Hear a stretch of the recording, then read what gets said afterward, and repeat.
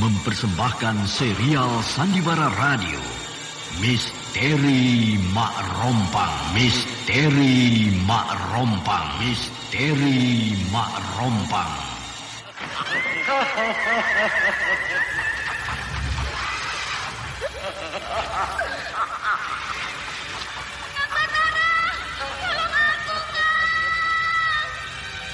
Cepat kemari, Wulan. Mak Rompang. Kisah bangkitnya kembali setiap 200 tahun. Seorang anak manusia yang dapat berganti wajah dan wujud. Terkadang menjadi seorang gadis cantik teramat cantik. Terkadang menjadi seorang nenek tua renta buruk rupa yang selalu menimbulkan prahara dan malapetaka mengerikan bagi umat manusia. Bahaya, kita dalam bahaya. Sudah, cepat tinggalkan tempat ini. Cepat. Tunggu, Kamira. Aku mau menutup warung dulu. Jangan pikirkan warungmu, pikirkan nyawamu. Hei, menjauh. Tuk Tunggal bilang menjauh. Takut itu berawa panas. Tuk Tunggal ada di mana, Wira? Tuk Tunggal berada di dalam kabut. Hei, penyisir semua. Penyisir keluar dari desa.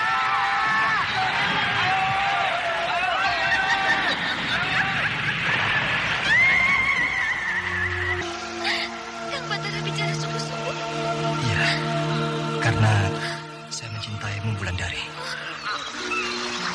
Mak Rompang diselingi pula tawa ria penuh canda serta kisah cinta kasih yang penuh dengan liku-pilu kehidupan dari dua insan manusia. Awas di belakangmu, Wulandari.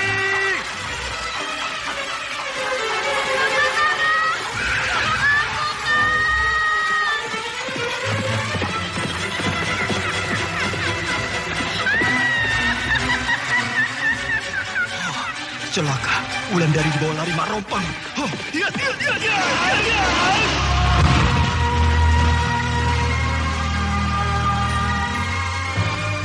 Didukung artis-artis terkenal Ferry Fadli, Yvonne Rose, Anna Sambayon, dan sederet bintang-bintang terkenal lainnya.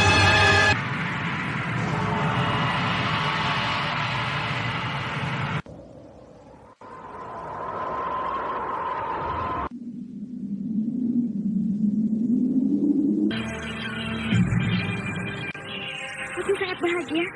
Apalagi pertemuan ini terjadi di tengah laut yang tenang ini. Langit biru, laut pun biru. Sedangkan burung-burung camar terbang di sekitar perahu kita. Langit biru, laut pun biru.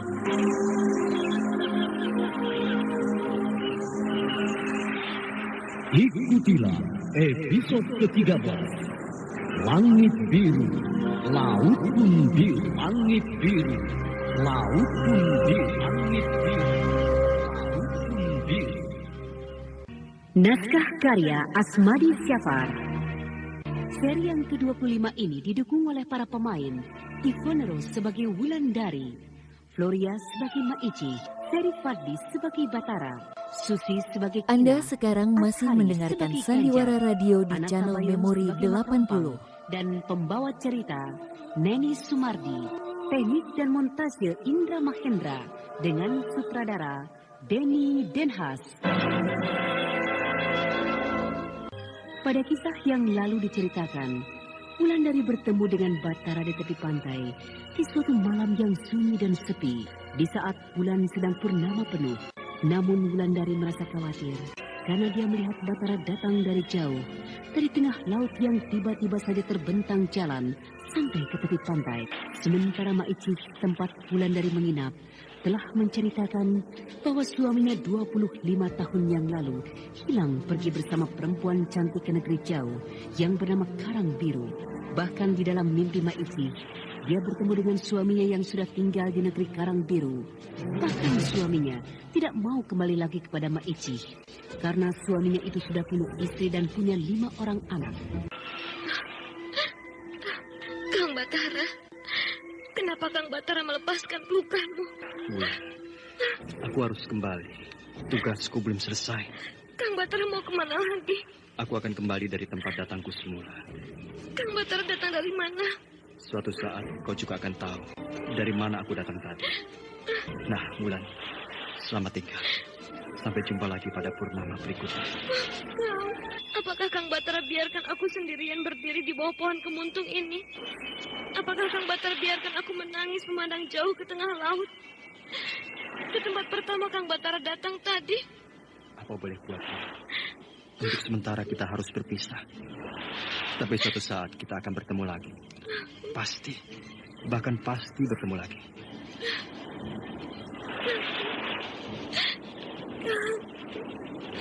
Kang Batara. Kenapa harus berpisah lagi, Kang? Berbulan-bulan aku mencari Kang Batara. Berganti purnama aku tempuh perjalanan ini. Tapi sekarang kenapa kita harus berpisah lagi? Wulan, jangan menangis, Wulan. Kita pasti berjumpa lagi. Nyi Guru menunggu kita, Kang. Wulan, kelihatannya kau murung pagi ini. Iya, Miji. Aku kurang tidur. Kau pasti pergi ke tepi pantai tadi malam, bukan? Dari mana Maici tahu? Aku mendengar langkah kakimu dini hari tadi masuk rumah. Iya. Hampir semalaman aku berdiri di bawah pohon kemuntung. Tempat perempuan cantik itu menunggu suami Maici 25 tahun yang lalu. Apakah kau juga bertemu dengan perempuan cantik yang membawa pergi suamiku? Tidak, Maici. Tapi aku bertemu dengan kakakku Batara di tepi pantai tadi malam. Rupanya kau mengalami kejadian yang menyedihkan tadi malam. Iya. Dan aku yakin bahwa Batara itu bukan kakakmu, tapi kekasihmu. Hah? Betul kan? Rupanya Maici mengintip pertemuan kami tadi malam. Tidak. Aku tidur pulas tadi malam. Tapi caramu merenung seperti ini, aku menjadi sangat yakin bahwa Batara itu pasti kekasihmu. Iya, Maici. Dia memang kekasihku. Dan aku takut kalau dia mengalami hal yang sama seperti suami Maici. Biasanya, bila kita bertemu di tepi pantai dan bisa bicara langsung dengan orang yang kita cari itu, maka berarti orang itu selamat. Betul begitu, Maici? Kata orang, memang begitu. Semoga memang begitu. Aneh. Apa yang aku alami tadi malam? Seolah-olah bukan mimpi. Seolah-olah kejadian sebenarnya. Aku bermimpi bertemu dengan Wulandari di suatu pantai yang rasanya pantai itu pernah aku lewati bersama dengan Kijana dan Kirabumi. Rasanya suasana malam hari di bawah sinar bulan purnama. Aku dan Wulandari berdiri di bawah pohon kemuntung. Tapi kenapa Wulandari terus-menerus menangis? Sudahlah. Itu kan hanya mimpi. Kina, tidak pergi ke pantai kamu hari ini? Tidak, Kang. Dari tadi aku lihat Kakang Batara diam saja. Apakah Kakang Batara sakit? Tidak. Hanya badanku kurang enak. Mungkin masuk angin. Oh, tadi malam Kang Batara selalu mengigau dalam tidur. Hanya tidak jelas apa yang Kang Batara igaukan. Ya, Kina. Semakin hari aku semakin rindu pada kampung halamanku. Tapi aku tidak tahu bagaimana caranya untuk bisa pulang ke kampung halamanku. Semoga Kang Batara tidak bisa pulang. Kenapa begitu, Kina? Kalau Kang Batara pulang ke kampung Kang Batara, dengan siapa lagi saya akan tinggal? Kina, bukankah abahmu masih ada? Iya, Abah masih ada. Lalu? Kok Kang Batara, boleh saya bicara dari hati ke hati pada Kakang Batara? Boleh, bicaralah. Kakak, semenjak pertama kali saya melihat kakak, saya sudah merasakan bahwa kakanglah orang yang akan mendampingi hidup saya nantinya. Kina. Kakang Batara, biarkanlah saya bicara, mengungkapkan perasaan saya. Dan saya harap Kakang Batara hanya mendengarkannya saja. Bolehkah? Iya, bicaralah. Sebenarnya banyak pemuda yang pernah datang ke rumah ini melamar saya. Tapi tidak pernah saya menerima lamarannya. Dan ada seorang pemuda yang pernah mampir di dalam hidup saya. Tapi entah kenapa, ketika melihat Kang Batara, maka tiba-tiba saja pemuda yang pernah mampir di dalam hati saya itu sirna seketika. Tiba-tiba saja Kang Batara lah pilihan saya. Tiba-tiba saja saya merasa Kang Batara yang cocok menjadi pelindung saya di masa mendatang kelak. Karena belum pernah saya bertemu seorang pemuda pun, belum pernah saya bertemu seorang laki-laki pun yang hatinya begitu baik seperti Kang Batara. Dan andai kata Kang Batara memang berhati baik seperti selama ini yang Kang Batara tunjukkan kepada saya, kepada semua orang, tentu Kang Batara tidak akan mengecewakan perasaan yang sudah saya tumpahkan di hadapan Kang Batara sekarang ini. Karena kalau seorang wanita seperti saya ini sudah berani mencurahkan isi hatinya di depan seorang pemuda seperti Kang Batara ini, maka berarti saya sudah mengorbankan rasa malu saya. Saya sudah mengorbankan separuh harga diri saya. Dan bila jawaban Kang Batara ternyata mengecewakan perasaan saya, maka tidak ada jalan lain bagi saya kecuali bunuh diri. Kina. Kang Batara, tidak ada malu yang teramat besar bagi seorang gadis apabila gadis itu telah perasaan cintanya terhadap seorang pemuda, sedangkan pemuda itu menolak cinta sang gadis. Maka untuk menebus rasa malu itu, jalan satu-satunya hanyalah sirna dari muka bumi ini. Kina, boleh aku bicara? Boleh, Kakak. Asal Kang Batara. Anda sekarang masih mendengarkan Sandiwara Radio di channel Memori 80. Dan jawaban Kang Batara itu tidak mengecewakan saya. Karena Kang Batara sudah tahu apa yang akan terjadi pada diri saya bila jawaban Kang Batara mengecewakan saya. Celaka, aku dipojokkan oleh gadis ini. Aku tidak boleh menjawab dengan kata lain, kecuali mengatakan iya. Kang Batara tidak mau memberikan jawaban yang pasti pada saya sekarang. Kina, persoalan cinta bukanlah persoalan main-main, sehingga aku harus memikirkannya dulu sebelum aku memberikan jawaban pasti padamu. Kapan, Kak? Kapan? Nanti siang? Nanti sore? Apakah besok pagi? Nantilah. Kalau aku sudah selesai memikirkannya baik-baik, pasti aku memberikan jawaban padamu. Kang Batara, jangan mengecewakan saya ya. Karena saya sudah mengorbankan rasa malu saya di hadapan Kang Batara. Aku jadi bingung. Jangan-jangan gadis ini akan mengakhiri hidupnya dengan bunuh diri. Hebat kalian. Kang Ganjar. Sementara orang tuamu Ki Jaro sedang mencari nafkah di tengah laut, kamu bertangis-tangisan di hadapan pemuda tengik ini. Kang Ganjar, jangan bicara begitu. Sekarang aku ingin tanya kepadamu, Kina. Janji apa yang telah diucapkan oleh laki-laki konyol ini sampai kamu menangis terisak-isak seperti itu? Maaf, Kisanak siapa? Seharusnya aku yang bertanya kepada Kisanak siapa? Aku bernama Batara, berasal dari desa Mentiri. Apa perlu Kisanak jauh-jauh datang kemari? Hanya ingin merayu seorang gadis? Ingin merebut kekasih orang? Aku sampai kemari bukan atas kemauanku, tapi karena aku hanyut di tengah laut, lalu ditolong oleh Ki Jaro dan Ki Kuta. Kisanak ternyata orang yang tidak tahu berterima kasih. Bahkan tanpa pengetahuan Ki Jaro, anak gadisnya Kisanak permainkan seperti ini, sehingga dia menangis terisak-isak. Seharusnya Kisanak mengucapkan ribuan terima kasih kepada Ki Jaro dan juga kepada orang tuaku Ki Kuta yang telah menyelamatkan hidup Kisanak. Tapi ternyata tidak. Bahkan Kisanak tidak pernah datang ke rumahku menyampaikan rasa terima kasih kepada orang tuaku. Bukan aku tidak mau datang ke rumah Kisanak, tapi aku... Jangan banyak alasan. Sekali lagi, Kisanak mempermainkan adikku ini, maka Kisanak akan berhadapan dengan aku. Kang Ganjar, tunggu. Dia jalan terus. Siapa dia, Kina? Dia bernama Ganjar, anak laki-laki Ki Kuta. Dia kakakmu? Bukan, dialah yang pernah mencintai saya. Dan kamu mencintainya? Dulu iya, tapi sekarang tidak lagi. Berarti pemuda itu yang pernah singgah di hatimu kan? Sudahlah, dia terlampau banyak menyakiti perasaan saya. Saya tidak mau lagi mengingat-ingat masa lalu itu lagi. Semoga malam ini aku bisa bertemu kembali dengan Kang Batara.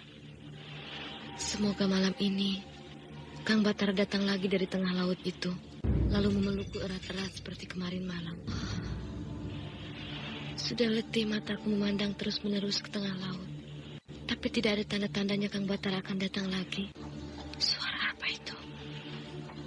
Wah, suara kereta kuda. Aku hafal suara kereta kuda ini. Pasti suara kereta kuda Mak Rompang. Kini samar-samar aku melihat kereta kuda Mak Rompang di ujung pantai sebelah timur sana. Kini kereta kuda itu mulai tampak lebih jelas karena terkena sinar bulan. Kenapa aku harus bertemu dengan kereta kuda Mak Rompang di pantai yang sepi ini? Tapi aku tidak boleh takut. Aku harus hadapi dengan berani kejadian ini. Kereta kuda itu sudah semakin dekat. Aku harus bersiap menghadapi segala kemungkinan.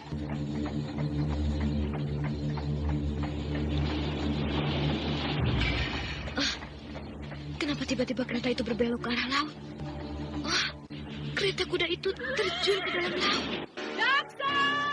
Kembali ke pantai! Jangan teruskan arahkan kereta kuda ini kembali ke pantai! Suara Mak Rompang. Kembali!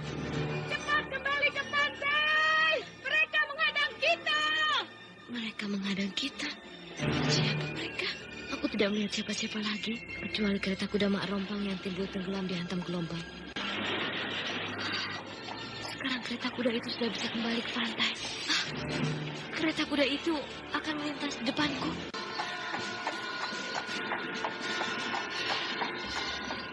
Kereta kuda ini melintas persis di depanku.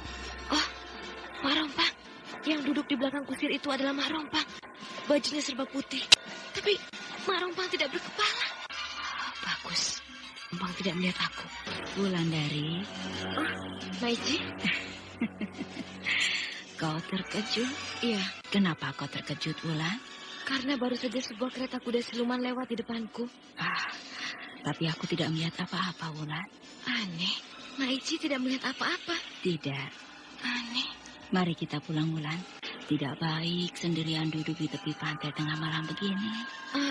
Saya menunggu Kang Batara, Maici.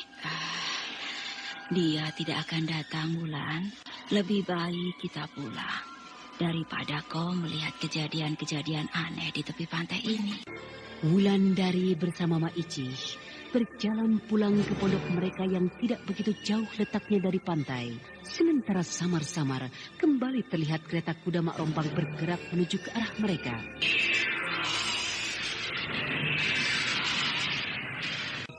Wulandari kembali menunggu Batara di tepi pantai di malam hari di saat bulan purnama penuh. Namun Wulandari tidak menemukan Batara. Yang dia temukan justru Mak Rompang dengan kereta kudanya. Bahkan kereta kuda Mak Rompang itu berkali-kali mencoba masuk ke dalam laut, tapi selalu gagal karena Mak Rompang menjerit-jerit seperti orang ketakutan, sehingga kereta kuda itu kembali ke tepi pantai. Ketika kereta kuda itu lewat di dekat Wulandari, maka kekasih Batara itu terkejut bukan main, karena dia melihat Mak Rompang tidak berkepala. Sementara itu Batara duduk termenung di rumah Kinah di desa Bojong Nangka. Batara sedang merenungkan mimpi yang baru saja dialaminya tadi malam. Batara bermimpi bertemu dengan Wulandari di suatu pantai di saat bulan purnama penuh. Hal itu dilihat oleh Kinah. Gadis itu menanyakan kenapa Batara diam seperti orang sakit. Batara tidak mau mengatakan hal yang sebenarnya, sehingga Kinah juga terdiam. Kemudian perlahan-lahan dan hati-hati Kinah mencurahkan isi hatinya kepada Batara, sehingga pemuda itu terkesima. Bahkan Kinah mengancam kalau Batara menolak cintanya, dia akan bunuh diri. Hari sangat panas, namun pantai ini juga terasa indah bila siang hari. Jauh di tengah laut, para nelayan sedang sibuk menangkap ikan. Sedangkan burung-burung camar juga sibuk mengintip ikan untuk dimangsa. 2 malam yang lalu, aku tiba-tiba melihat ada jalan membentang lurus dari tengah laut itu menuju ke pantai ini. Tapi aku kini tidak melihat apa-apa, kecuali air laut yang bergerak-gerak dengan gelombang kecil. Dan tadi malam, aku melihat kereta kuda Mak Rompang bergerak dari ujung pantai sebelah sana, lalu masuk ke dalam laut, dan tiba-tiba keluar kembali. Dan yang paling mengerikan, Mak Rompang tidak berkepala. Semoga aku tidak akan melihat kereta Mak Rompang lagi.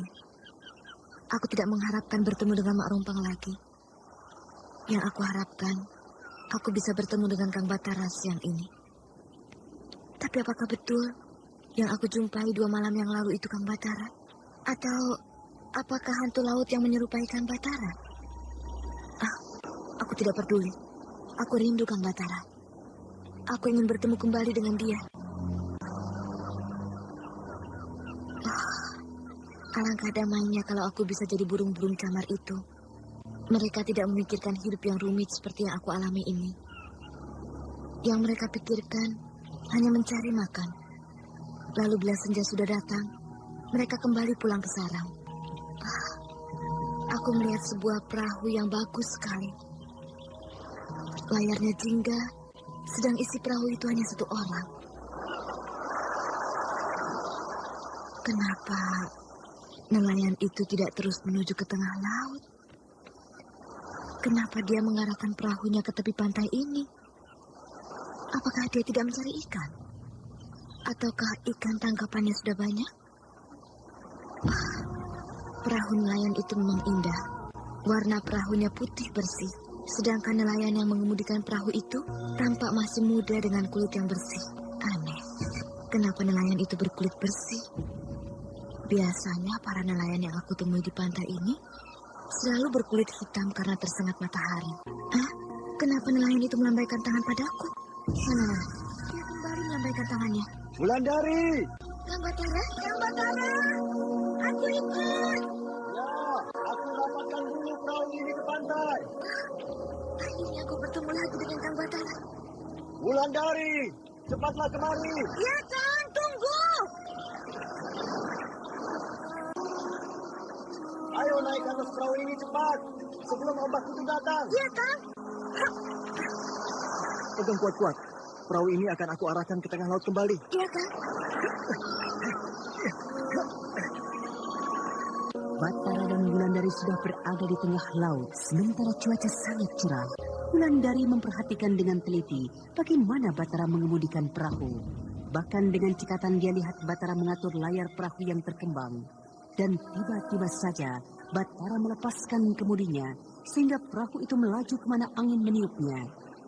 Kini perahu indah itu berlayar tanpa kemudi, karena Batara bergerak mendekati Wulandari. Sementara Wulandari yang tampak sangat cantik itu tersenyum ke arah kekasihnya. Rambutnya yang panjang dikepang 2, bergerak ke sana kemari, dipermainkan angin laut. Sementara anak rambutnya menghentak sesekali di leher yang bagus dan bersih itu, Batara memperhatikan kekasihnya, sehingga lama mereka saling menatap. Menatap lama sekali, bagaikan tatapan itu tidak akan pernah ada akhirnya. Dari bibir Batara tersungging senyum, sehingga menambah kegagahannya. Namun tiba-tiba, air mata menetes perlahan-lahan dari kedua mata Wulandari yang hitam dan bening itu. Batara menarik nafas panjang, lalu dengan lembut dia usap air mata kekasihnya. Tangan Batara diraih oleh Wulandari, lalu dia terisak hebat sambil mencium telapak tangan yang kokoh dan besar itu. Sementara jari jemari Wulandari yang halus dan lentik menggenggam erat telapak tangan kekasihnya. Kenapa kamu selalu menangis bila kita bertemu, Wulandari? Pertemuan ini membuat aku bahagia, Kang Batara. Bahagia sekali. Karena lama aku menanti di tepi pantai, mengharapkan kedatangan Kang Batara. Walau aku tahu bahwa penantian itu adalah penantian yang sia-sia. Karena pada pertemuan kita 2 hari yang lalu di tepi pantai, ketika bulan sedang purnama penuh, Kang Batara menjanjikan bahwa kita akan bertemu lagi 1 purnama berikutnya. Tapi ternyata pupuslah kesia-siaan itu. Ketika aku yakin bahwa yang mengemudikan perahu indah ini adalah Kang Batara. Aku tahu kau menunggu aku di tepi pantai. Itu sebabnya aku datang menjemputmu ke tepi pantai. Kang Batara, terima kasih. Ternyata Kang Batara. Anda sekarang masih mendengarkan Sandiwara Radio di channel Memori 80. Lebih memperhatikanmu daripada memperhatikan diriku sendiri. Hanya aku minta, jangan menangis terus. Karena siang ini adalah hari yang bahagia untuk kita. Senyumlah. Senyumlah seperti pertama-tama kita bertemu tadi. Ayo. Aku akan tersenyum untuk Kang Batara. Wulan. Senyummu masih seperti dulu. Hanya kamu tampak agak sedikit kurus. Karena aku selalu memikirkan Kang Batara. Dan Kang Batara juga sedikit kurus. Karena aku juga memikirkanmu, Wulan. Berbulan-bulan sudah kita tidak bertemu. Bahkan kalau tidak salah, sudah 7 purnama kita berpisah. Sehingga pertemuan ini sangat membahagiakan perasaanku. Apakah kau juga bahagia, Wulandari? Iya, Kang. Aku sangat bahagia. Apalagi pertemuan ini terjadi di tengah laut yang tenang ini. Langit biru, laut pun biru. Sedangkan burung-burung camar terbang di sekitar perahu kita. Beberapa bulan yang lalu, aku juga pernah berlayar ke tengah laut. Ketika aku ikut dengan seorang nelayan mencari ikan.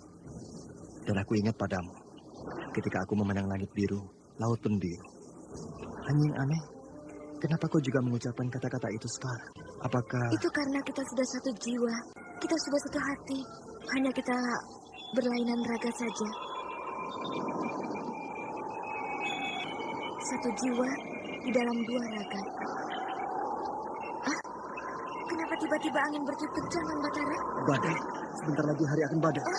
Apakah perahu kita ini akan dihanyutkan badai? Kalau kita tetap di tengah laut seperti ini, mungkin perahu kita akan tenggelam. Tapi Kang Batara bisa mengemudikan perahu ini ke tepi, kan? Iya, akan aku coba. Susah. Perahu ini sudah tidak mau dikemudikan lagi. Oh, celaka. Layar perahu ini robek. Layar perahu ini sudah tidak bisa digunakan lagi. Lalu bagaimana, Kang? Kita akan terbawa arus. Bahkan mungkin kita akan tenggelam. Kenapa kau tersenyum, ya? Aku bahagia karena sebentar lagi aku akan tenggelam bersama-sama dengan Kang Batara. Apa itu, Kang? Kemudi perahu ini patah. Kau tunggu sebentar. Aku akan terjun ke dalam laut. Untuk apa? Untuk membetulkan kemudi itu. Ya! Jangan tinggalkan aku! Kang! Jangan tinggalkan aku! Wulandari, Wulan. Kang, jangan tinggalkan aku, Kang. Wulan, kamu bermimpi, Maici. Kau bermimpi? Iya, aku bermimpi. Aku hanya bermimpi. Aku bermimpi. Aku hanya bermimpi bertemu dengan Wulandari. Kenapa tiba-tiba di dalam mimpiku terjadi badai? Kenapa tiba-tiba begitu? Kenapa suasana laut tidak cerah saja? Sehingga aku akan lebih lama bisa berdekatan dengan Wulandari. Wulandari, kapan kita bisa bertemu lagi? Aku rindu sekali. Aku ingin bertemu lagi, walau hanya di dalam mimpi. Semoga kau yang jauh di seberang lautan sana juga bermimpi seperti apa yang aku mimpikan ini. Langit biru, laut pun biru. Kang Batara? Kina? Kenapa Kang Batara bangun tengah malam begini? Aku tidak bisa tidur. Lebih baik Kang Batara tidur ke dalam saja. Di sini hangat, tidak dingin seperti di luar itu. Biar di sini saja, Kina. Aku sudah terbiasa tidur di udara terbuka seperti ini. Tapi Kang Batara tidak bisa tidur, kan? Tidak apa-apa. Sambil menunggu abahmu pulang dari laut. Apa boleh saya menemani Kang Batara di luar itu? Jangan. Tidak baik perempuan seperti kamu malam-malam duduk di luar ini. Saya hanya ingin menemani Kang Batara sambil menunggu Abah pulang dari laut. Lebih baik kamu tidur saja, Kina. Nanti kalau Kijaro pulang, akan aku bangunkan. Saya juga tidak bisa tidur, Kang. Saya ingin duduk di luar mencari angin. Dari sini keluar juga. Bahkan dia duduk di sebelahku. Boleh, Kang? Saya duduk di sini? Silakan. Kenapa Kang Batara pindah duduk? Apa Kang Batara tidak suka saya duduk di dekat Kang Batara? Aku hanya ingin mencari tempat yang lega. Oh, angin ini dingin ya, Kang? Angin malam ini memang dingin. Tidak baik untuk kesehatan seorang gadis seperti kamu. Lebih baik kamu duduk di dalam rumah saja. Tidak. Saya suka kena angin malam. Sudah lama saya tidak kena angin malam seperti ini. Susah juga menyuruh gadis ini pergi. Semakin disuruh, semakin dekat ya. Kang? Iya?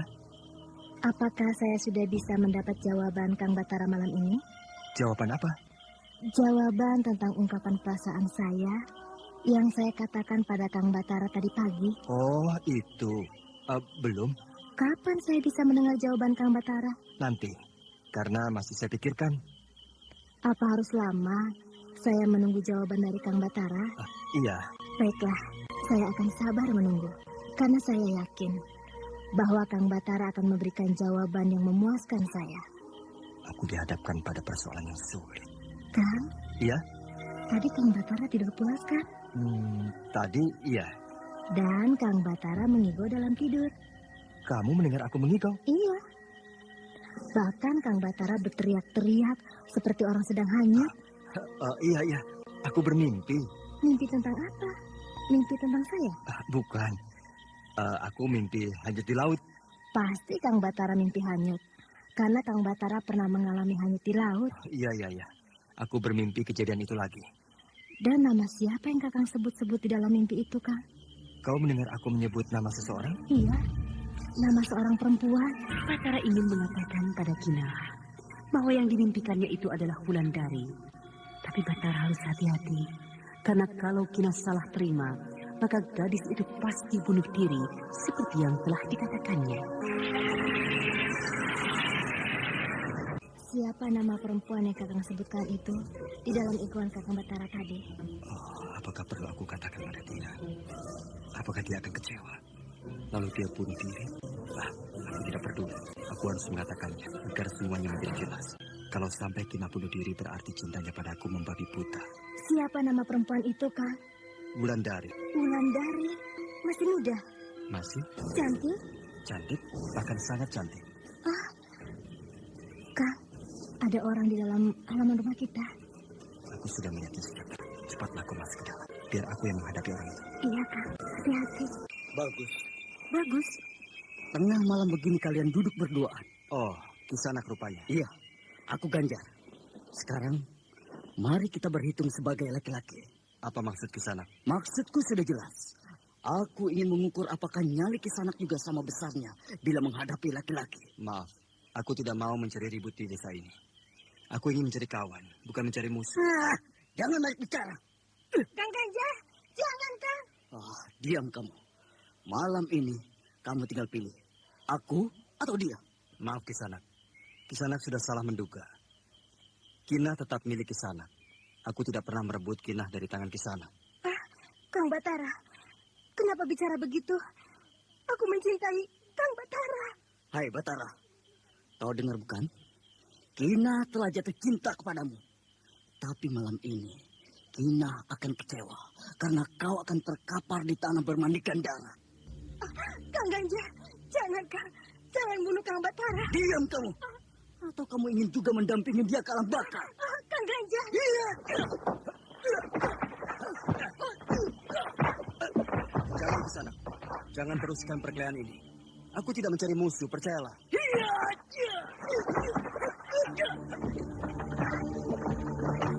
Rupanya Ganjar sudah mata kelar. Dia benar-benar ingin membunuhku. Lebih baik aku menghindar. Hei, jangan lari kamu. Tidak perlu aku latih orang yang sedang kalap seperti itu. Apalagi aku pernah berutang nyawa pada bapaknya. Kalau sampai dia kembali lagi ke rumah ini, maka aku akan membunuh dia. Apa Kang Ganjar mengusir dia? Karena kamu milik aku. Kita ini sudah dijodohkan dari kecil oleh kedua orang tua kita. Aku tidak mau.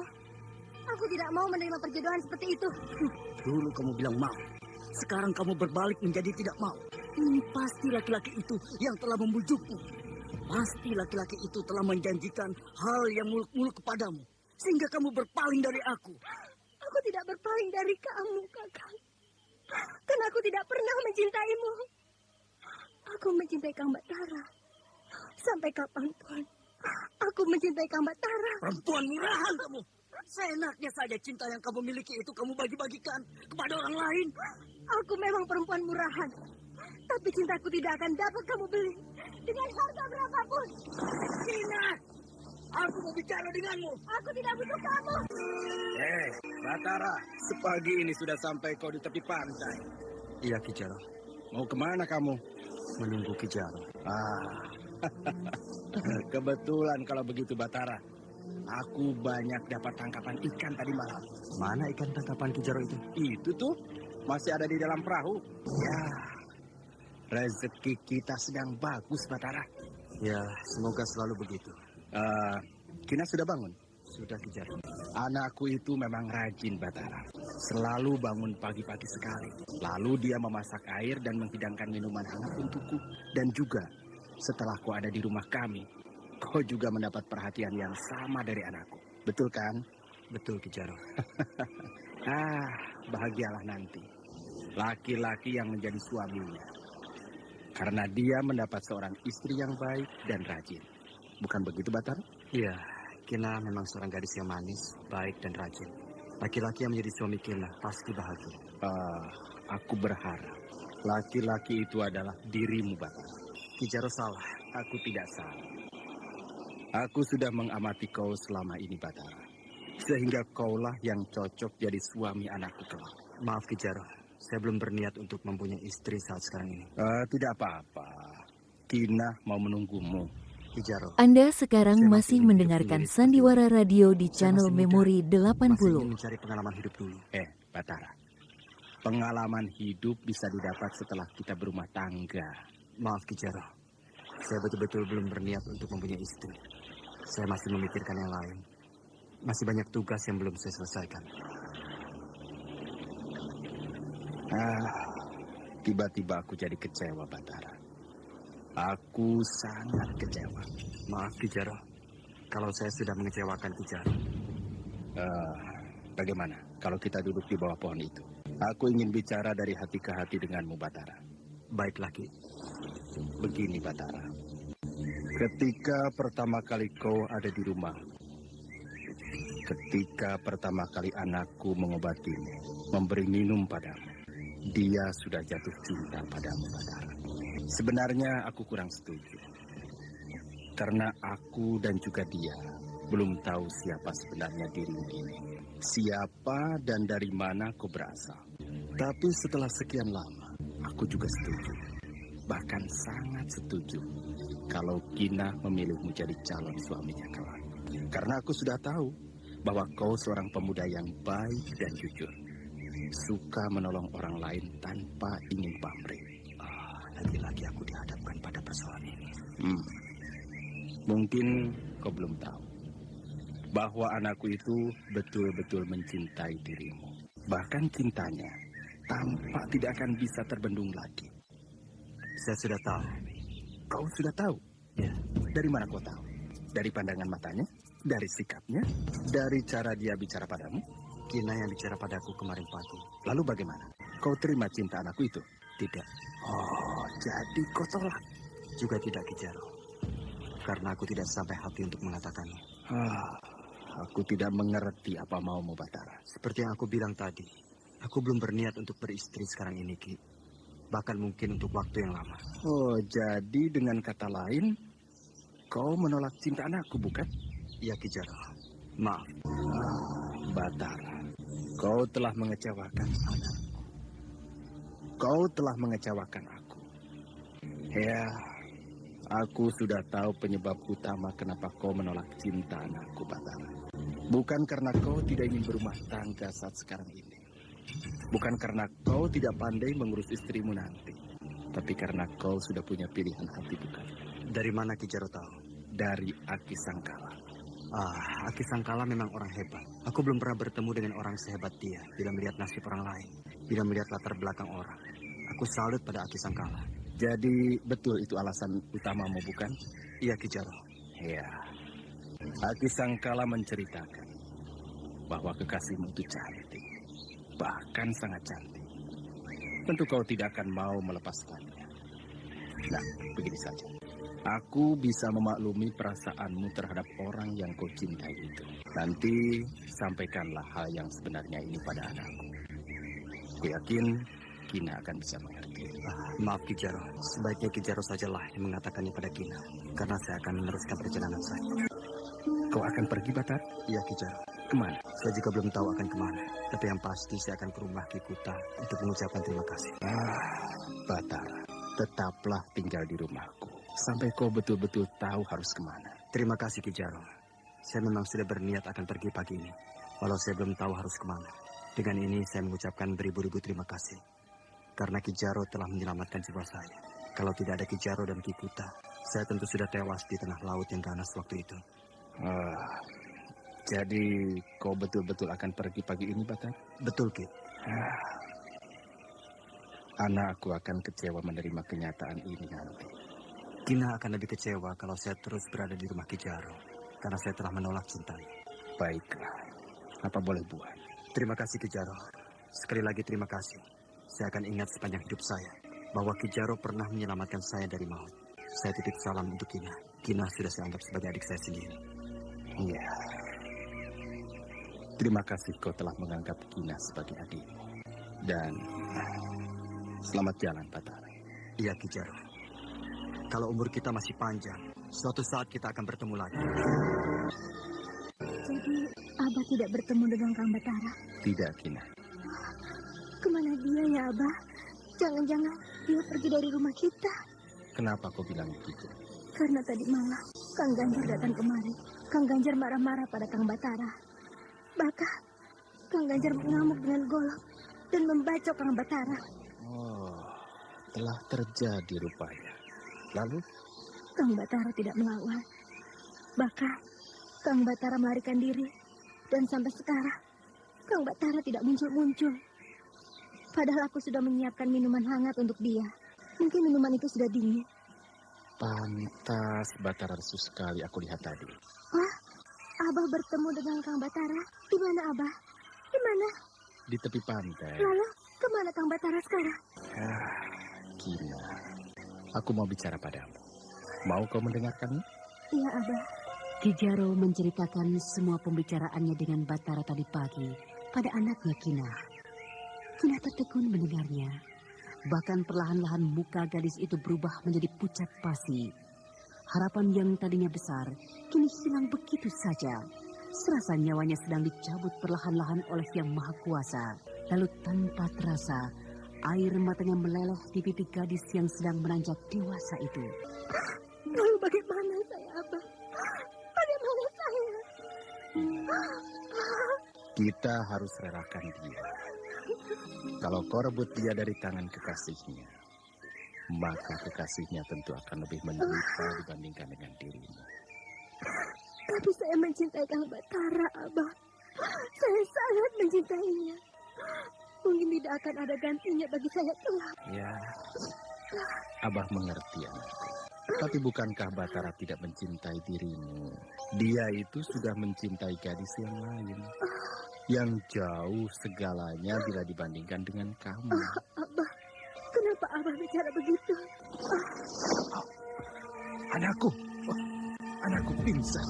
Ki Jaro menjadi panik ketika tiba-tiba saja anak gadisnya pingsan. Lalu dengan cepat, Ki Jaro menggotong anaknya ke atas balai-balai bambu. Lalu mengguncang-guncangkan tubuh anaknya sambil memanggil-manggil nama anaknya.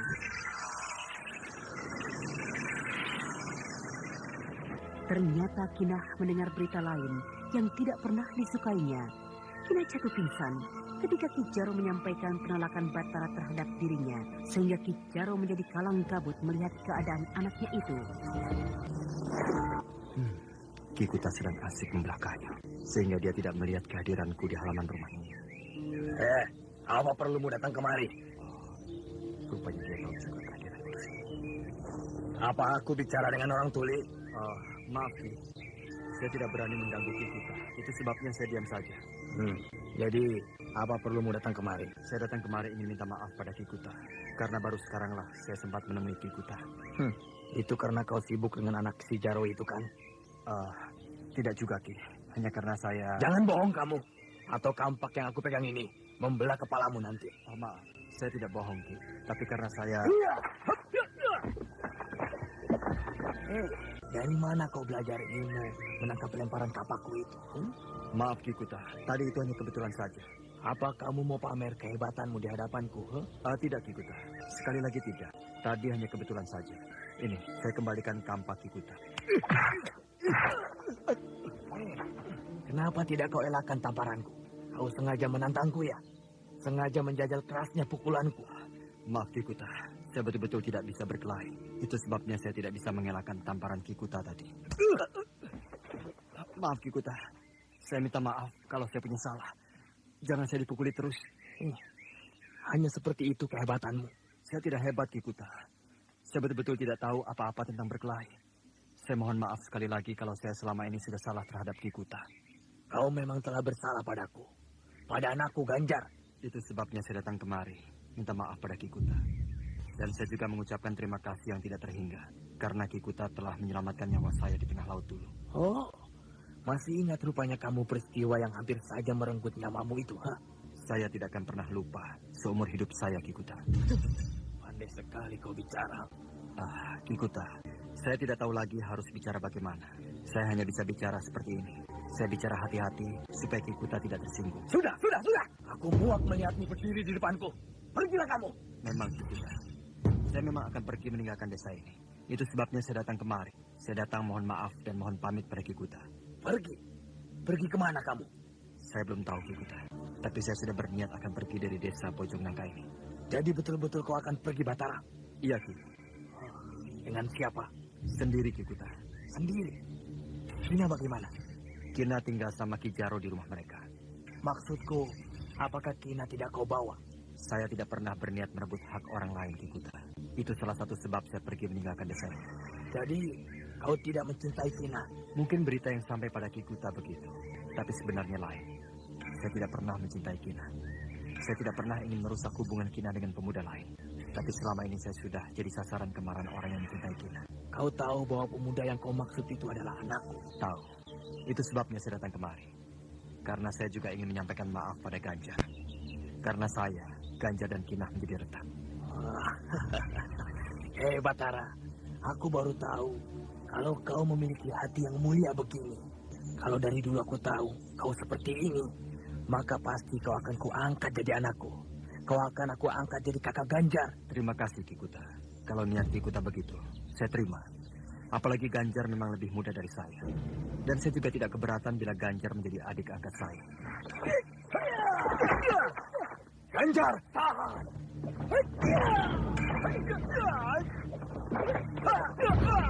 Ganjar! Apa? Kenapa Abah pegang tangan saya? Dia bukan tandinganmu. Dia bukan musuhmu. Tahan. Tahan amarahmu, Ganjar. Kalau saja bukan Abahku yang menahanku, maka kau akan hancur hari ini. Harumkan golokmu. Baik, Abah. Mari kita duduk. Duduk? Untuk apa saya duduk bersama dengan dia? Duduk, aku bilang. Baiklah. Silakan duduk, Batara. Terima kasih, Ki Kuta. Kau betul-betul tidak tahu arah angin, Ganjar. Kau menyerangnya seperti itu, tapi dengan mudah Batara dapat mengelakkan seranganmu. Kau betul-betul tidak tahu kalau di laut yang tenang sedang tersimpan badai yang dahsyat. Abah memuji dia hebat. Ganjar, sudah banyak orang yang tidak berkutik kalau kau serang dengan 2 jurus senjata golokmu itu. Tapi Batara dapat mengelak dengan mudah 8 jurus yang kau lepaskan secara beruntun tanpa dia cedera sedikit pun. Kalau dia mau, mungkin sejak tadi kau sudah terkapar di tanah. Tapi tampaknya dia bagi harimau yang sedang menyimpan kukunya. Dia enggan mempergunakannya. Karena dia memang tidak berniat mempergunakannya.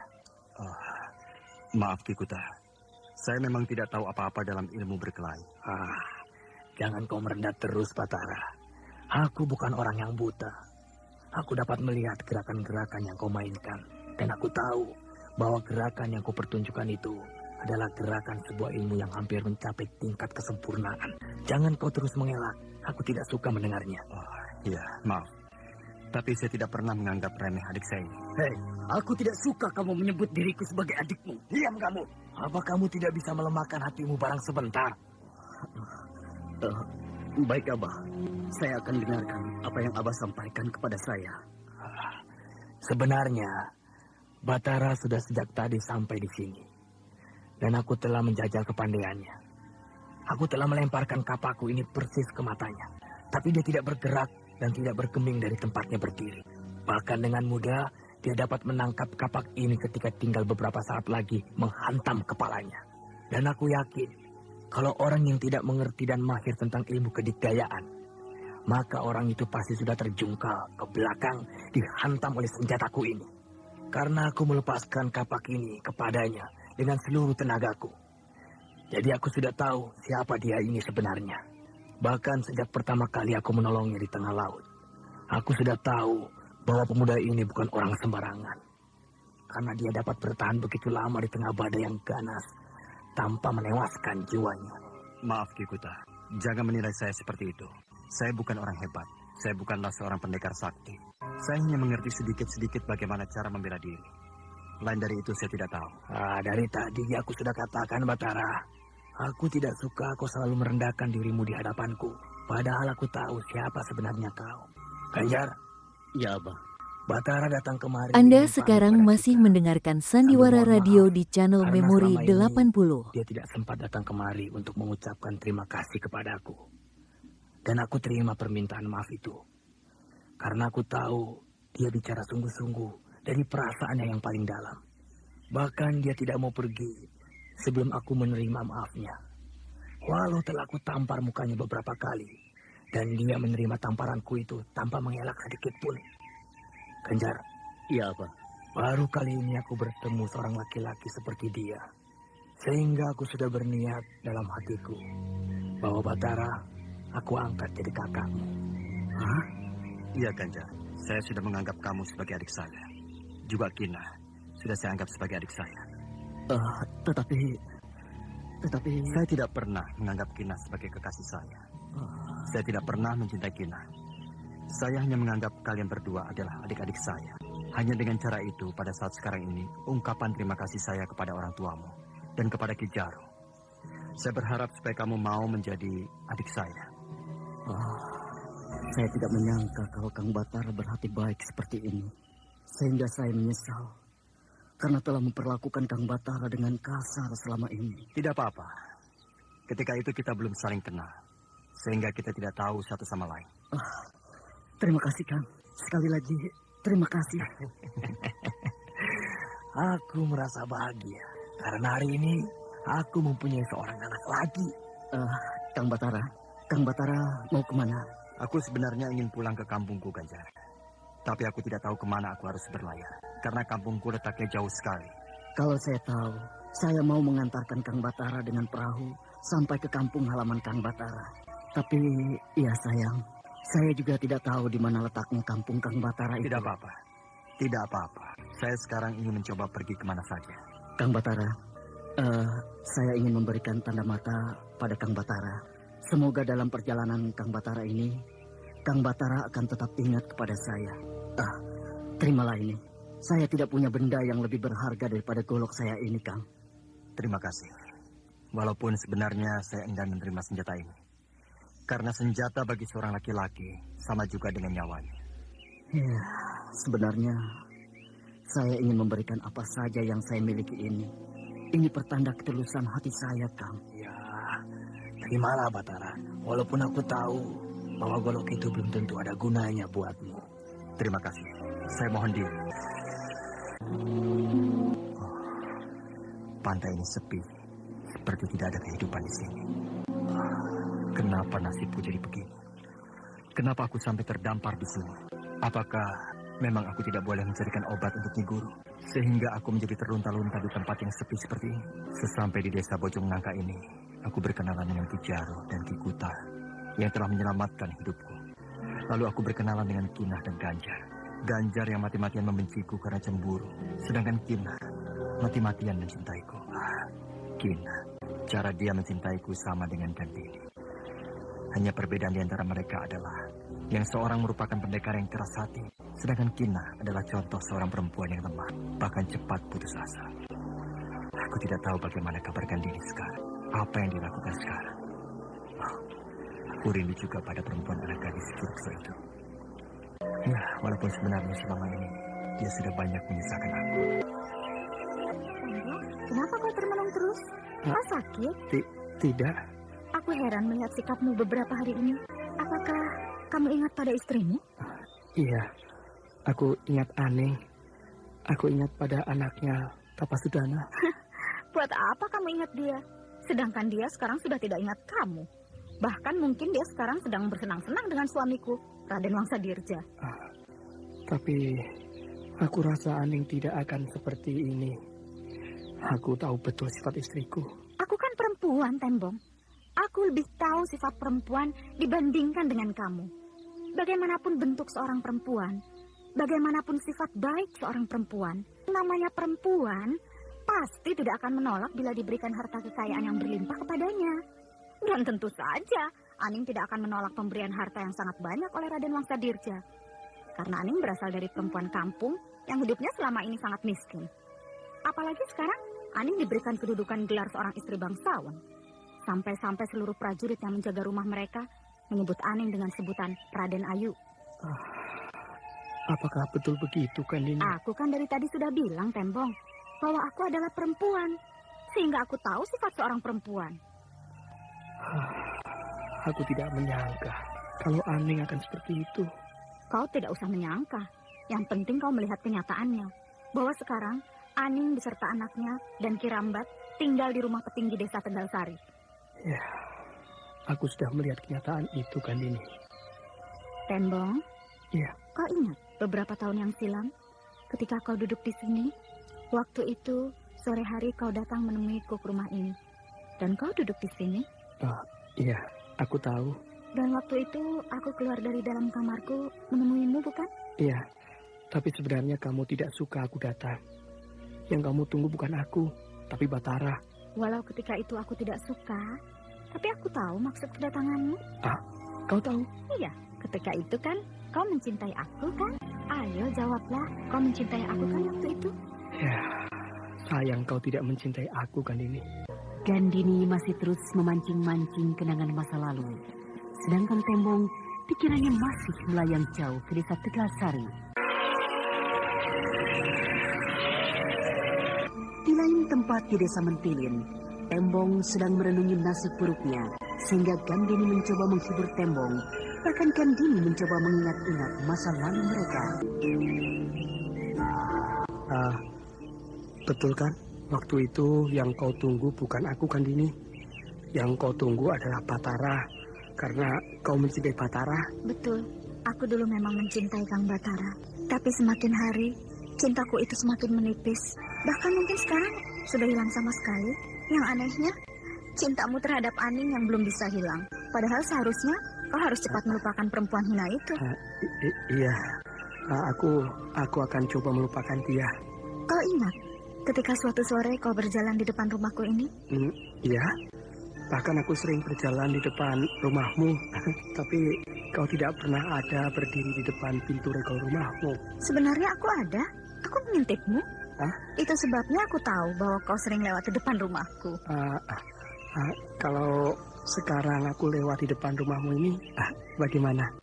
Pasti aku panggil, karena aku butuh kamu. Aneh ya dunia ini. Setelah sekian tahun, kita ternyata saling membutuhkan. Itu karena kita sama-sama mempunyai satu cita-cita. Kita sama-sama orang yang tertindas, dan kita ingin lepas dari tindasan itu. Kalau boleh aku bertanya, apakah rasa cintamu terhadapku masih ada sampai sekarang? Pertanyaanmu aneh. Aku hanya ingin jawaban darimu. Apa perlu aku jawab? Perlu, tetapi dengan jawaban yang jujur. Ayo, jawablah. Rasanya sampai sekarang aku masih mencintaimu. Hah? Dan kamu? Kenapa? Bukankah kamu minta aku menjawab dengan jujur? Dan aku sudah menjawab dengan sejujur-jujurnya.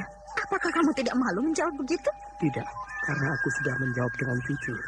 Nah, sekarang aku ingin tahu sikapmu terhadapku. Sikap bagaimana? Bagaimana sikapmu setelah kau tahu bahwa aku masih mencintaimu? Itulah sebabnya aku bilang kamu itu edan. Kamu itu gila. Karena kamu mencintai dua orang wanita sekaligus. Kamu mencintai aku dan kamu juga mencintai istrimu. Aku tidak gila. Karena itu yang ada dalam diriku. Tapi cinta terhadap dirimu lebih dahulu. Sedangkan cintaku terhadap Aning datangnya kemudian. Kalau begitu, perbedaan antara cintamu terhadapku dan cintamu terhadap Aning? Ya, perbedaan itu ada. Cinta terhadapmu adalah cintaku yang sejati. Lalu terhadap Aning? Cintaku terhadap Aning adalah cinta yang terpaksa. Aneh. Nah, sekarang kau harus juga menjawab dengan jujur. Menjawab apa? Ya, apakah kamu masih membenciku seperti dulu atau sudah tidak membenciku? Kalau tidak membencimu bagaimana? Aku ingin kamu menjawab dengan jujur. Karena aku tadi juga sudah menjawab pertanyaanmu dengan jujur. Baiklah, aku akan jawab dengan jujur. Semoga kau tidak kecewa mendengarnya. Aku tidak akan kecewa, karena aku sudah sering kecewa padamu. Nah, jawablah. Aku mencintaimu. Aku tidak percaya jawabanmu. Terserah kamu, karena aku sudah menjawab dengan sejujur-jujurnya. Jadi, kamu mencintai aku? Iya. Sungguh-sungguh? Apa perlu aku ulang sekali lagi? Tidak usah. Aku jadi malu berhadapan denganmu sekarang ini. Kenapa harus malu? Ya, karena aku mencintaimu, sedangkan derajat kita berbeda. Aku seorang rakyat biasa, sedangkan kamu anak petinggi desa yang sekarang sudah menjadi seorang petinggi desa. Tembong, ya. Cinta tidak pernah membedakan umur dan derajat seseorang. Kamu tidak usah malu, karena aku pun tidak malu, walau cintaku datang terlambat. Iya, aku mengerti. Mana anakku, Aning? Maaf, Raden. Tapa Sudana sedang pergi bermain di halaman belakang rumah. Tapi kenapa kamu masih takut melihat kehadiranku ini, Aning? Bukankah sekarang sudah aku tunjukkan padamu bahwa aku adalah seorang laki-laki yang bertanggung jawab? Aku berikan kamu tempat tinggal yang nyaman, sehingga sekarang kamu menjadi orang terpandang. Kamu tidak akan pernah berpikir lagi tentang kesusahan hidup sehari-hari. Terima kasih atas anugerah ini, Raden. Tapi ada yang belum kau ketahui. Bagaimana tentang tata kerama seorang istri menyambut kedatangan suami? Padahal aku datang dari jauh. Aku datang dari kota raja dengan menunggang kuda di siang hari yang panas. Maaf, saya belum tahu tata krama itu, Raden. Karena saya berasal dari dusun. Ya, seharusnya kau telah menyiapkan minuman untukku sebagai pelepas haus. Seharusnya kau telah menyiapkan makanan untukku untuk pengusir rasa laparku. Maaf, Raden. Semuanya sudah saya siapkan. Walau mungkin tidak berkenan di hati Raden. Aku tidak menyangka kalau kau sudah menyiapkan semuanya. Tapi aku merasa heran. Kapan kau menyiapkan minuman dan makanan itu? Padahal kau tidak pernah tahu kedatanganku hari ini. Maaf, Raden. Ketika pintu regol dibuka oleh para penjaga, ketika Raden Wangsa muncul di pintu regol dengan menunggang kuda, saya bergegas. Anda sekarang masih mendengarkan Sandiwara Radio di channel Memori 80. Ternyata kau lebih pintar dari istri-istriku yang lain, Aning. Sehingga kau sebenarnya tidak pantas menjadi seorang gundik. Kau sepantasnya harus menjadi seorang istri yang sah. Maaf, Raden. Silakan Raden mencicipi hidangan yang telah saya sediakan sebelum hidangan itu menjadi dingin. Nanti. Aku masih suka bicara denganmu. Aning? Saya Raden. Malam ini aku akan tidur di sini bersamamu. Iya, Raden. Tapi saya tidak dapat menemani Raden. Kenapa, Aning? Karena saya masih menjalani puasa. Sekali lagi, saya mohon maaf, Raden. Aneh. Selalu alasanmu sedang menjalani puasa. Bila aku ingin menginap di rumahmu ini. Puasa apa, Aning? Puasa tidak bersentuhan dengan laki-laki, Raden. Tapi aku ini kan suamimu. Apa salahnya bersentuhan? Maaf, Raden. Beribu kali maaf. Saya memang sedang menjalani puasa tidak bersentuhan dengan suami saya. Karena saya memang selama ini tidak pernah mau disentuh oleh laki-laki yang bukan suami saya. Baik. Kapan puasamu berakhir? Saya belum tahu, Raden. Saya hanya menunggu petunjuk dari Sang Pencipta. Baik. Kalau begitu, aku tidak jadi menginap malam ini di sini. Aku akan pergi ke tempat istri-istriku yang lain yang mau menerima aku tidur di rumah mereka. Maaf, Raden. Sebelum Raden Wangsa Dirja pergi, saya mohon mencicipi dulu hidangan yang telah saya Tidak perlu. Aku menjadi kenyang mendengar kamu sedang menjalani puasa. Gusti yang Maha Agung, kenapa dia kurung aku di sini? Apakah dia pikir aku bahagia kalau tinggal di sini? Aku lebih suka tinggal di kubuku yang lama. Di sana aku bebas, lepas. Sedangkan di sini, aku merasa terkurung di dalam kurungan yang terbuat dari emas. Bila saja Kakak Wulan atau Kang Batara ada di sini, pasti mereka berdua membebaskan aku dari rumah ini. Lalu aku akan dipertemukan mereka dengan Kang Tembong. Aku jadi penasaran. Kalau sampai malam ini aku tidak bertemu lagi dengan Kang Batara di tepi pantai, berarti Kang Batara nasibnya sama dengan Soema Ici. Aku akan pergi ke pantai menunggu Kang Batara. Aku akan menunggu di bawah pohon kemuntung. Aku harus berdiri di bawah pohon kemuntung itu, sehingga Kang Batara bisa melihat aku. Sepi. Pantai ini sangat sepi. Sedangkan cahaya bulan sudah mulai memudar karena bulan bukan purnama lagi. Aku kembali mendengar suara kereta kuda itu. Kereta kuda Mak Rompang.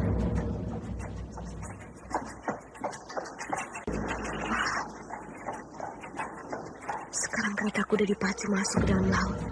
Nah. Kereta kuda Mak Rompang masuk ke dalam laut dan tenggelam di dalam ombak. Cepat kembali, Daksa! Aku tidak tahan! Aku tidak tahan! Mereka mengejar kita! Kereta kuda Mak Rompang tidak kembali.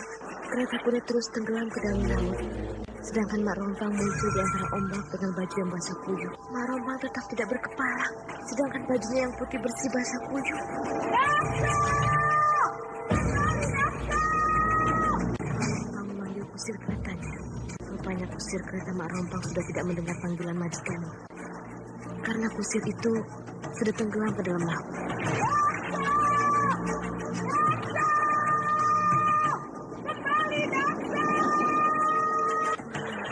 Sepanjang pantai yang sunyi ini, seperti orang gila. Gara-gara Mak Rompang, Kang Batara pasti tidak akan menemukan. Aku seperti melihat sesuatu di tengah laut. Tiba-tiba muncul di tengah laut. Hah? Kereta kuda? Kereta kuda apa yang bisa muncul dari laut? Apakah kereta kuda hantu laut? Kereta kuda Mak Rompang. Aku melihat Suraski Daksa usir kereta kuda Mak Rompang, tapi dia tidak melihat aku. Kereta kuda menyeluruh ke sepojok neraka. Bencana apa yang akan timbul di sana? Kau belum tidur, Gina? Belum, Abah. Tidurlah. Hari sudah malam. Nanti kau sakit. Aku belum mengantuk, Bah. Tidak usah kau pikirkan betul dia. Batara tidak akan kembali. Dia sudah pergi jauh. Saya tidak tahu, Abah. Saya sudah tidak punya semangat untuk hidup. Kenapa begitu? Semangat hidup saya sudah dibawa pergi oleh Kang Batara. Aku mendengar suara kereta kuda. Aku juga mendengarnya, Abah. Kereta kuda itu sudah semakin dekat. Pasti Kang Batara. Mana mungkin Batara, Gina? Biasanya pemilik kereta kuda adalah raja-raja. Di kampung Kak Batara ada kerajaan, Abah. Pasti Kang Batara datang dari kampungnya dengan kereta kuda kerajaan. Kang Batara! Gina, jangan keluar!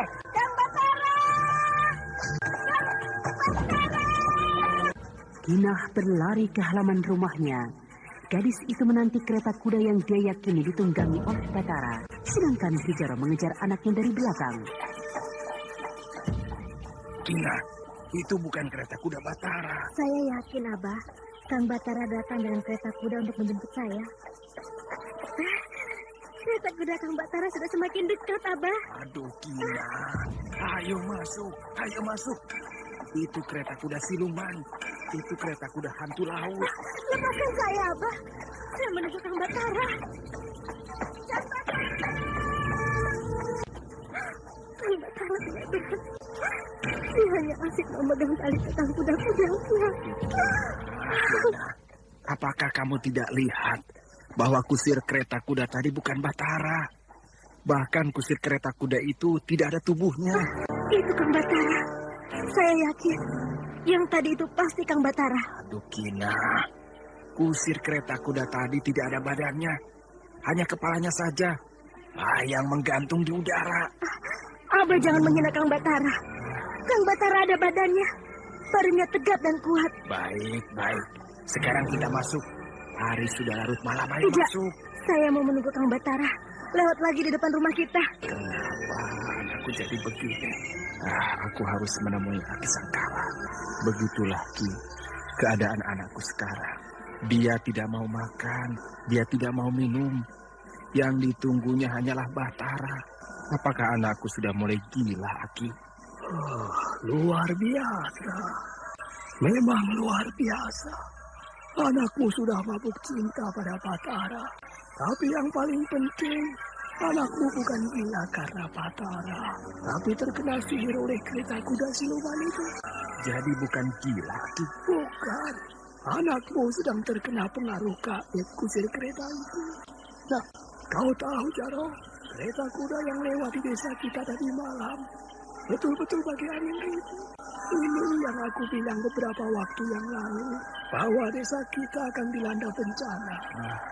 Bencana dari pemilik kereta kuda yang bernama Mak Rompang. Sekarang, apakah Aki bisa menolong anak saya? Ya, akan aku coba, Jaro. Nah, minumlah air yang telah aku beri mantra ini pada anakmu. Minumkan pada dia, lalu sisanya basahi kepalanya. Iya, Aki. Mana anakmu itu, Jaro? Di dalam, Aki. Aku ingin melihatnya.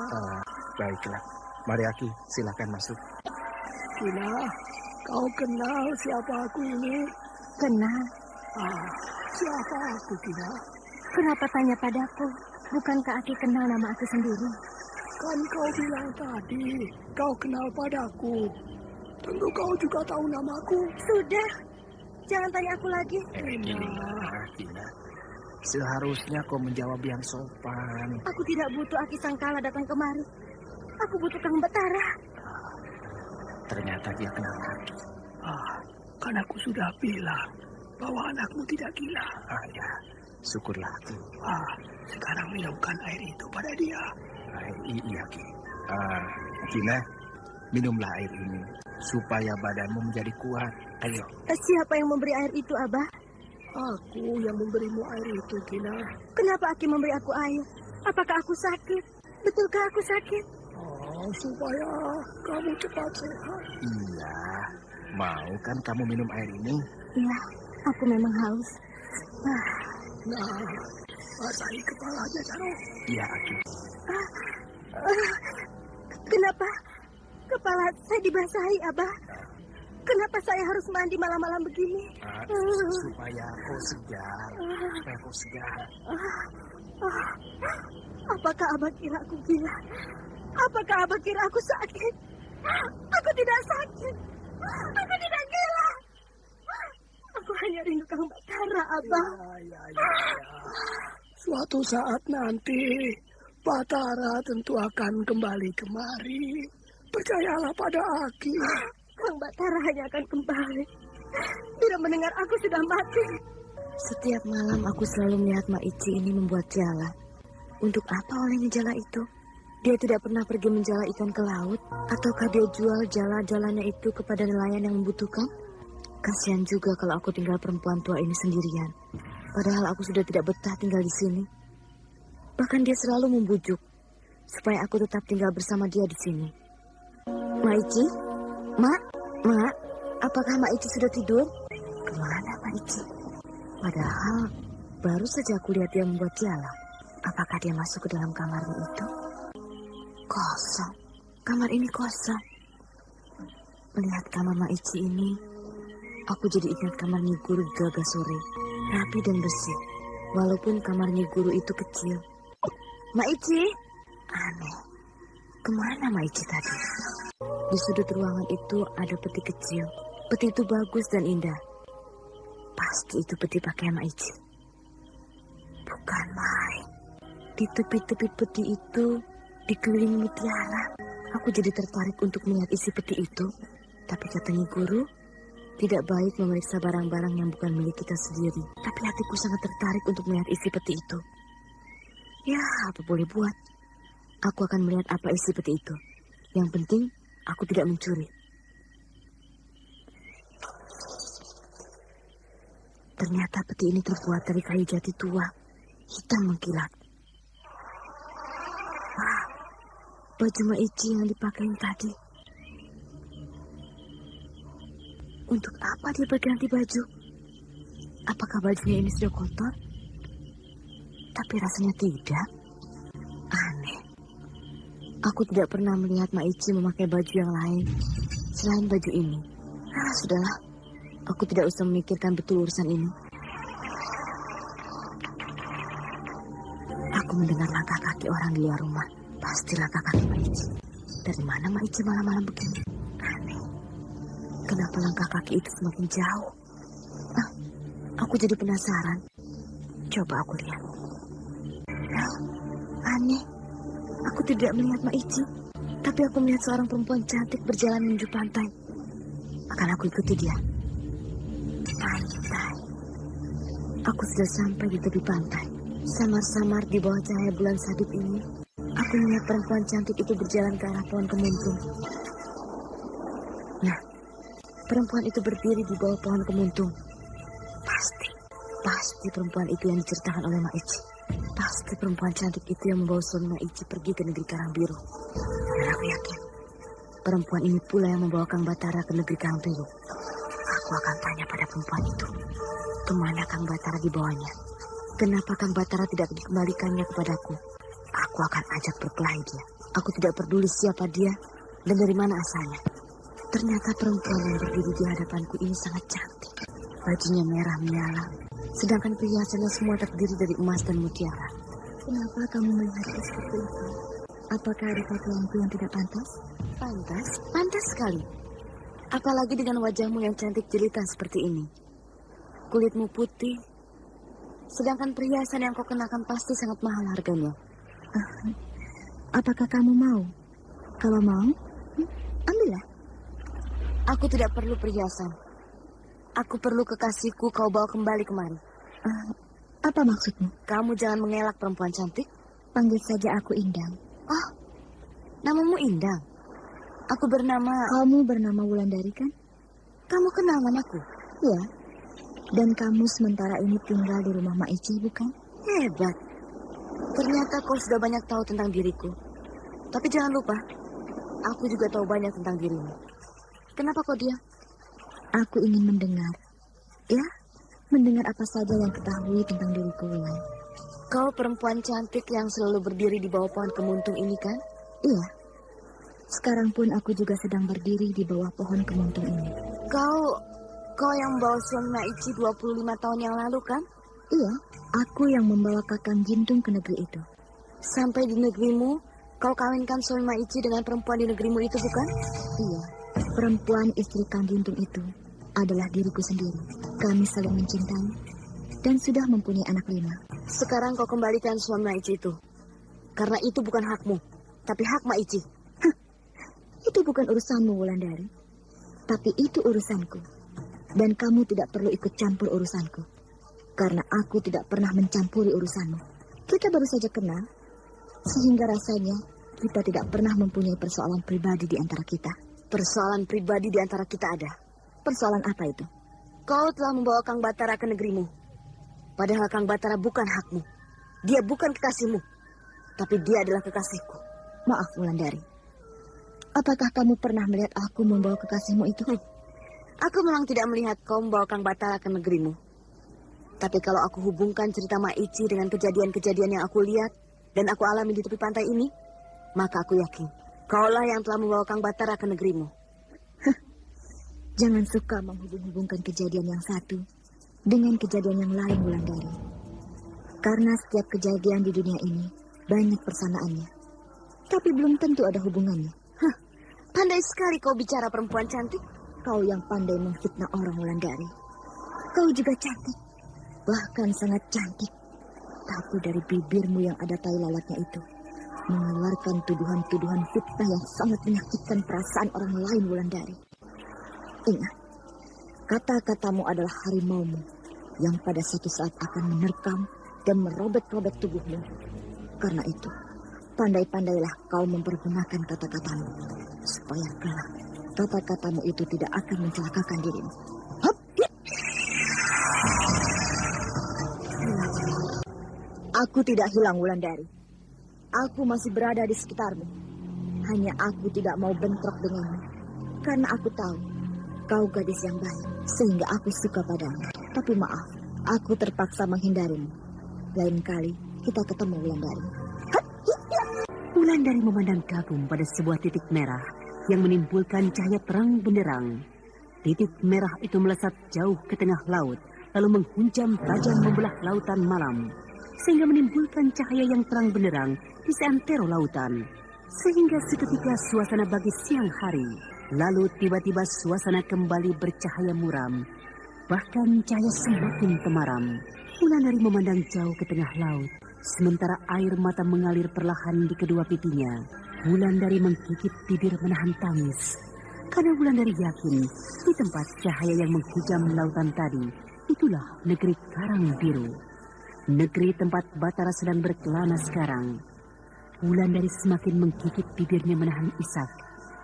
Andai dia tahu perempuan cantik yang bernama Indang itu akan pergi ke negeri Karang Biru, dia akan ikut ke sana. Dia akan memohon kepada Indang supaya diizinkan ikut, supaya dia bertemu dengan Batara yang selama ini dirindukannya. Rindu yang tak pernah habis-habisnya. Angin laut berhembus perlahan, meniup mempermainkan baju biru yang dikenakan oleh Wulandari. Sementara selendang biru yang ada 2 buah bola besi kecil di ujungnya berbunyi kemerincing perlahan-lahan, mengiringi tetes-tetes air mata gadis yang cantik jelita itu.